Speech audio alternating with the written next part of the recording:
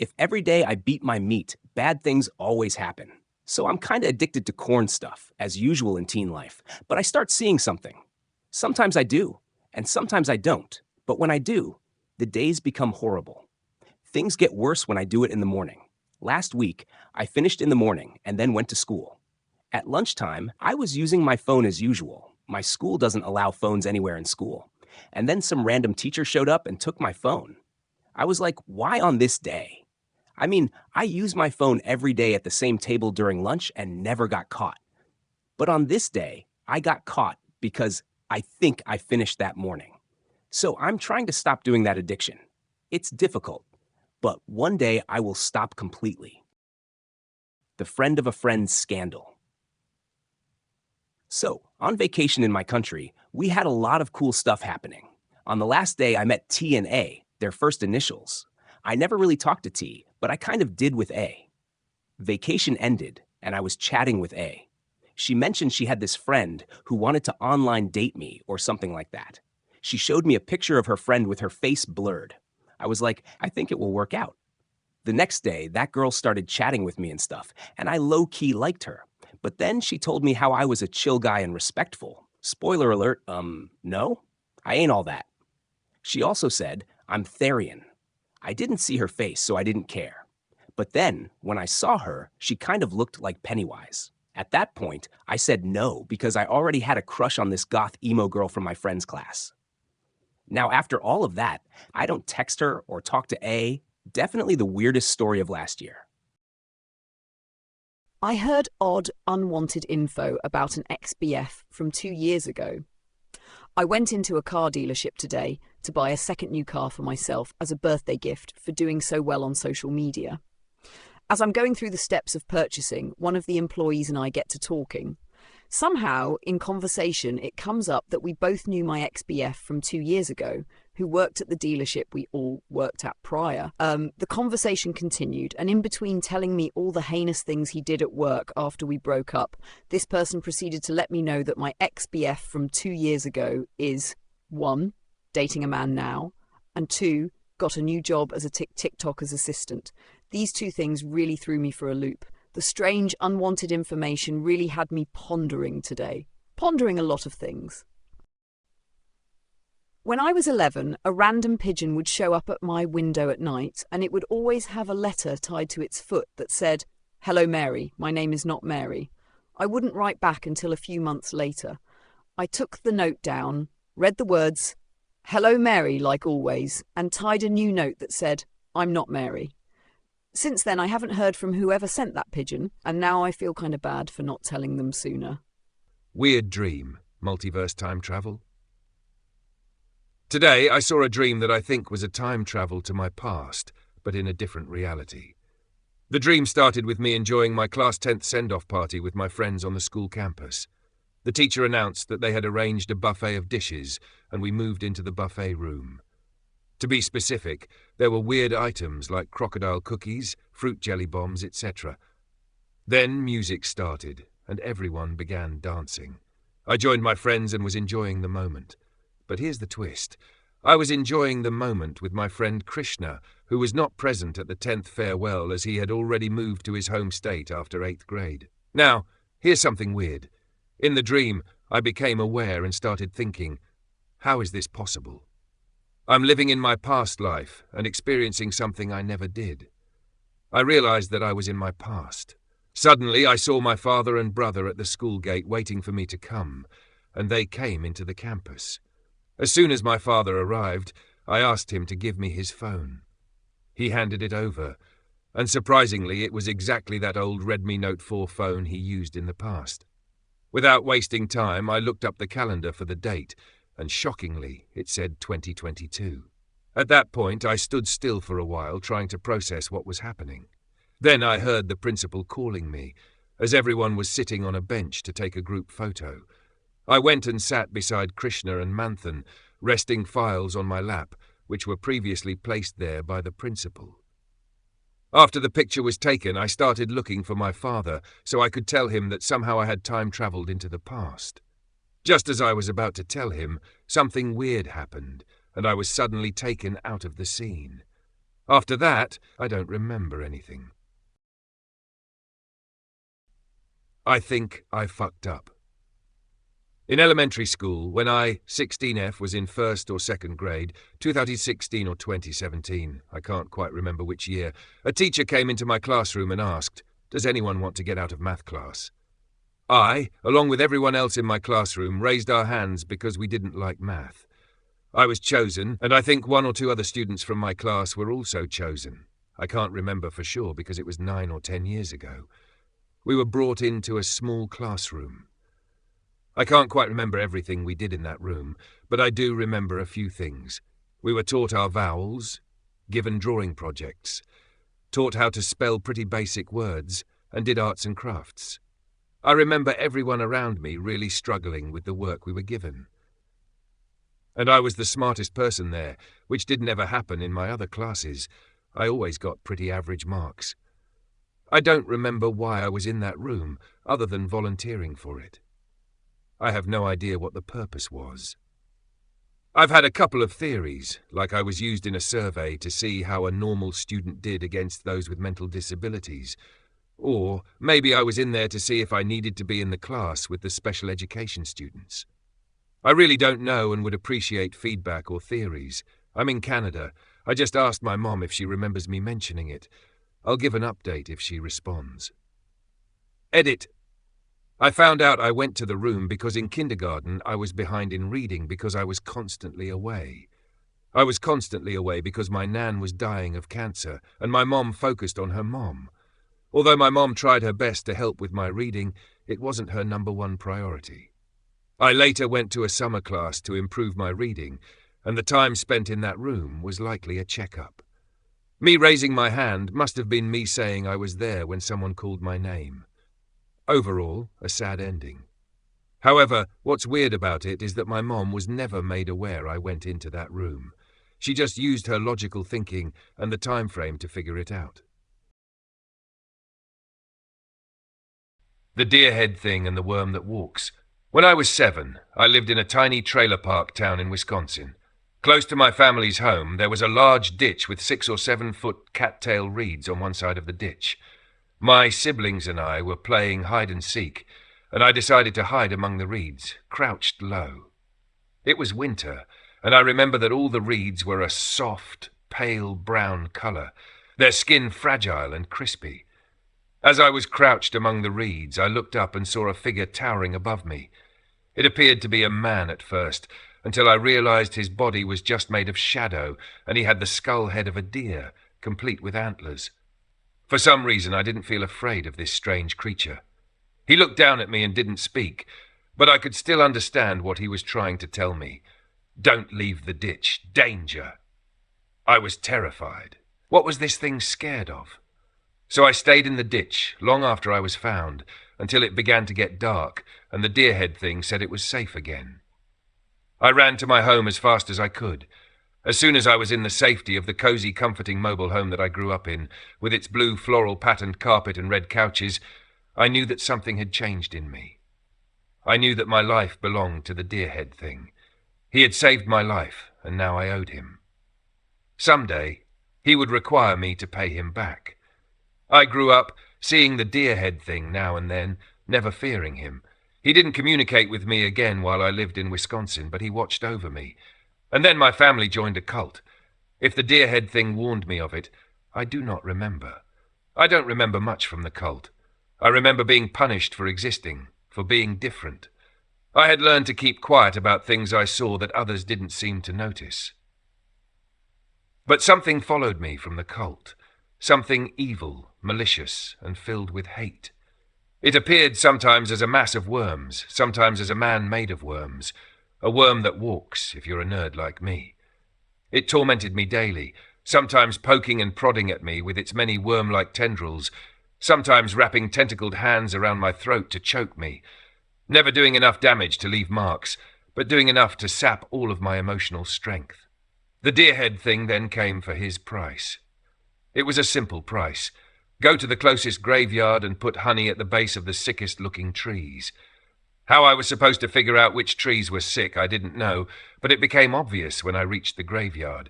Many of the trees were bleeding black and white ichor. And so I did my task and asked if that meant our relationship was finished. Not enough. More later. And he was gone again. Over the years, the worm that walks tormented me, and the deer-head thing occasionally came to guide me to another graveyard and more sick trees. I found comfort in the deer-head thing's tasks, and in some cases I believe they were the only thing keeping me from losing my mind. Then COVID happened. Everyone isolated. I continued to work. Fear, stress, and pressure began to encourage the worm that walks. I hadn't seen the deer-head thing in months, and I finally broke. I lost my job. I saw a psychiatrist and was diagnosed with schizoaffective disorder. I looked at the worm. It looked at me. Logic told me it was a hallucination. My pain told me it was real. I'll be honest, I don't know which one to believe. Today, my class fucked up. I remember a few weeks ago, we needed to go tell the scariest teacher in the school something. I'll call her Miss Melissa. She's known as the scariest teacher because there are rumors that even the principal is afraid of her. So when my class had to go tell her something, we were all scared shitless. Only a few of my classmates, including me, ended up going. She was teaching a class, and when I opened the door, my class suddenly ran away screaming, "It's her! Miss Melissa! Run!" And there she was, just standing there innocently staring at me as I stuttered and ran away too. Quick thinking, but damn, my class totally betrayed me. The missing phone. I used to live alone in a small 600 square foot apartment, and one night before bed, I was sitting on the couch, texting and playing around on my phone. It was getting late, so I got up, went to the bathroom, brushed my teeth, and washed my face. Then I went to the bedroom, put on pajamas, and got into bed.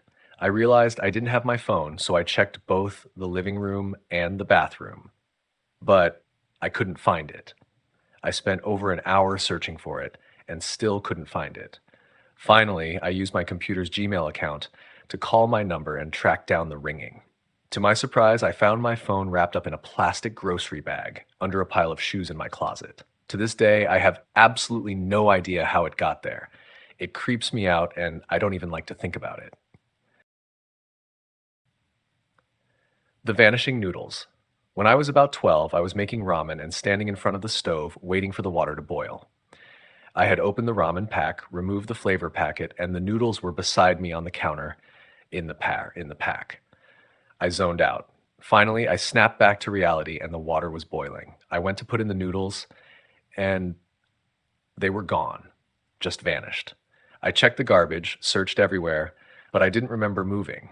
I had just been staring at the stove. The flavor pack was still there, but the noodles were nowhere to be found. Weeks later, I was cleaning the oven and removed the burners. When I lifted the hood of the stove, there they were, my noodles. The open packet with noodles but no flavor pack, directly under the burner I'd been using. I don't know how I managed it with the burner plugged in and on high with a pot of water on top. I don't remember doing it. To this day, it's still a great mystery of my life. A horrifying memory.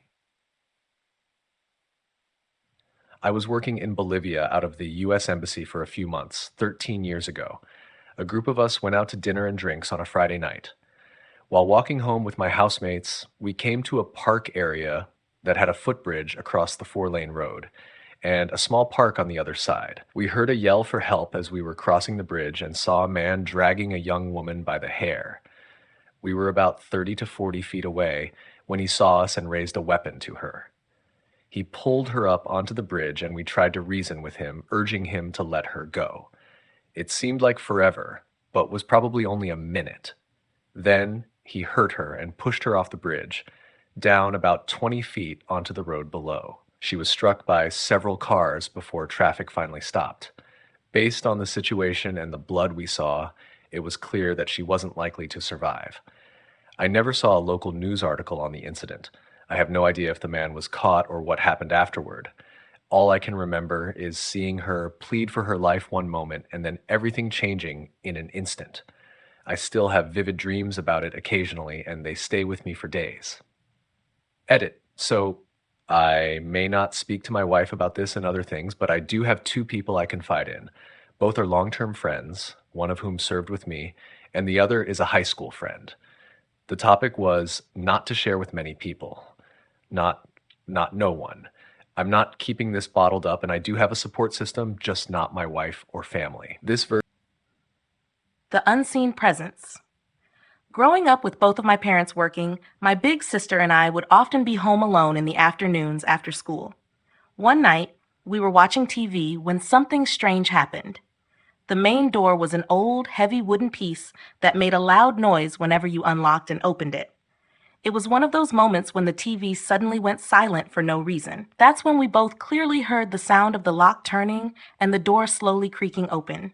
We looked at each other and said, "Mom or Dad must be home." We heard the door close, so we quickly turned off the TV because we knew our parents would get mad if they caught us watching TV in their room. But after that, we didn't hear anything else. My sister called out, "Mom? Dad?" But there was no response. We looked out the window, but neither of their cars were in the driveway. That's when we started freaking out because it was clear that someone was in the house. Then, the light at the top of the stairs suddenly turned on. My sister ran to close the door to my parents' room, grabbed the phone, and called our uncle, who lived just down the street. We stayed quiet, and we didn't hear anything for a while. Less than 5 minutes later, my uncle and cousin arrived. We saw them through the window, and they came inside. While my uncle searched the house, my cousin came to find us. There was no one else in the house. My uncle called my parents, and they arrived about 10 minutes later. To this day, my sister and I both clearly remember hearing the door open and the light turning on. My parents brushed it off, saying we were probably just scared after watching something scary, and that our imaginations were running wild. I was around 11 or 12 at the time, and my sister was 15. We still can't shake the feeling that something was off that night. P.S. Reading some of your stories in the middle of the night gave me the creeps. Now, I live alone with my parents, who are sound asleep, but sometimes I hear footsteps, probably just the neighbors, and it still freaks me out. My house is fairly new, but things still disappear or change places. Don't read this in the dark, guys. The Shadow in the Appalachian Night. A few years ago, my 3 friends and I set out for a camping trip in the Appalachian Mountains. We were 18, full of energy, and eager to enjoy the simple thrill of a night around the fire, swapping stories and laughing as the hours slipped away. By the time midnight rolled around, the firelight cast dancing shadows across the surrounding trees, and the forest seemed peaceful, almost serene. Then everything changed. The friend sitting next to me suddenly grabbed my leg, his grip tight and urgent, and pointed toward the woods. My eyes followed his gesture, and there, just beyond the edge of the firelight, was a shadowy figure, a man standing completely still. We all froze. Someone managed to call out, asking if he needed help or was lost. The figure didn't respond. Instead, he turned and melted into the darkness, vanishing without a sound. The silence that followed was suffocating. None of us dared to move at first, our hearts pounding with the realization of how vulnerable we were. It was far too late to pack up and find another campsite, and we had no cell service to call for help. After some frantic whispers, we decided the safest course of action was to stay put. We'd sleep in shifts, with 2 of us keeping watch while the others tried to rest. The night felt endless. Every rustle of leaves or crack of a twig sent waves of fear through us. But the shadowy figure didn't return.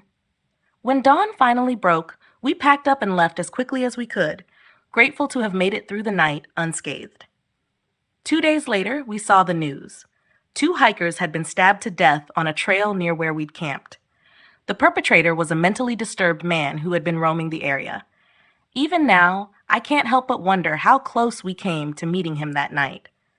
Was the shadow in the woods the same man? Were we just moments away from becoming his next victims? I still shiver at the thought of how narrowly we may have escaped the shadow in the Appalachian night. The haunting legacy of Randall Lee Smith. Have you ever heard of Randall Lee Smith? Back in 1981, he was convicted of the murders of 2 social workers who were hiking along the Appalachian Trail. The crimes shocked the community, but Smith was caught, convicted, and sentenced to prison. After serving 15 years, he was paroled and released, a decision that would later gain renewed scrutiny. In 2008, near Dismal Creek, Virginia, two men were camping, enjoying the tranquility of fishing and sitting around a campfire. As they fished, an older man emerged from the woods. His gear looked new but ill-fitting, and he gave off an unsettling impression. He struck up a conversation, lingered awkwardly, and eventually joined them for dinner at their camp. The night took a terrifying turn. While sitting around the fire, the man became hostile and attacked the two campers. Despite their injuries, the men managed to escape in their vehicle and raced down the mountain in search of help. Their attacker pursued them in a vehicle they had left behind, but crashed during the chase. The injured men reached a farmhouse where they received assistance and law enforcement was called.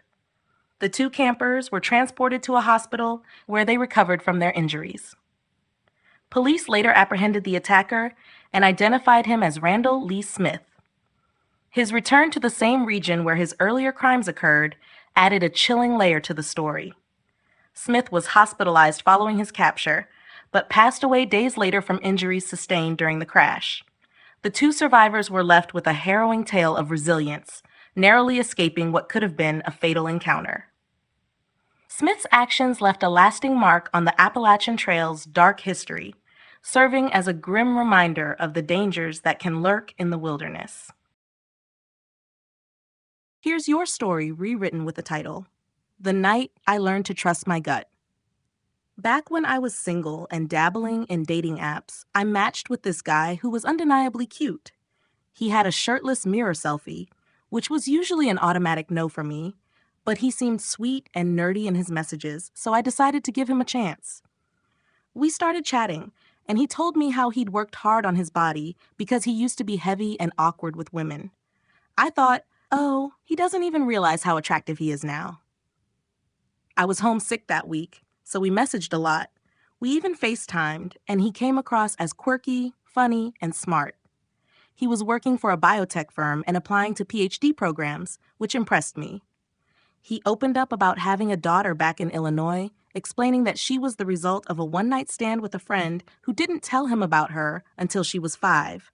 He said the daughter was being raised by the mom's friend, and he barely got to see her. After all that talking, I agreed to meet him. I usually didn't like chatting for too long before meeting, but since I was stuck at home, I figured it was fine. We planned a late midweek movie. At the theater, we had a couple of drinks, and the date was okay. I was attracted to him, so I thought, why not see where this goes? On our second date, things felt a little off. He seemed nice enough, but something about him just didn't sit right with me. I figured it might end up being a friendship thing. He invited me back to his place to watch Blade Runner, and I agreed, even though I felt a twinge of hesitation. When I walked into his apartment, I immediately regretted it. The place had an unsettling vibe. Disorganized, messy, and bizarrely decorated, including an old beach towel hung on the wall like art. I tried to shake it off and focus on the movie, but the uneasy feeling kept growing. A few minutes in, he leaned over to kiss me. I kissed him back for a moment, but then pulled away, telling him I wasn't ready to move that fast. He seemed to take it well, stopped the movie, and looked at me. Then, everything went completely sideways. He told me he was in love with me, that he dumped his longtime fiancée in Illinois to be with me, and that he wanted us to move in together and start trying for a baby, immediately. At first, I thought he was joking, but it quickly became clear he wasn't. He asked me to say out loud that I was his girlfriend. Terrified and unsure how he'd react if I refused, I played along and said it. Then, as if that wasn't disturbing enough, he asked if I was ovulating because that turned him on. I panicked internally, but managed to fake a yawn and told him I was exhausted and needed to get home for work. He looked devastated, but said, "Okay, but before you go, will you do me a favor?" My heart stopped. I thought for sure I was about to be murdered. Trying to stay calm, I asked, "What is it?" He said, "Will you stand in front of a mirror with me so I can see how beautiful we look together?" At this point, I was completely freaked out, but didn't want to provoke him. I followed him to his room, which was a disaster. Clothes piled everywhere, total chaos. We stood in front of the mirror briefly before I said I really had to go. I grabbed my bag, refused his offer to walk me to my car, and bolted. When I got home, I checked my phone and saw several video texts from him. They were horrifying, explicit, and absolutely not welcome. I blocked him immediately and tried to shake off the nausea and fear.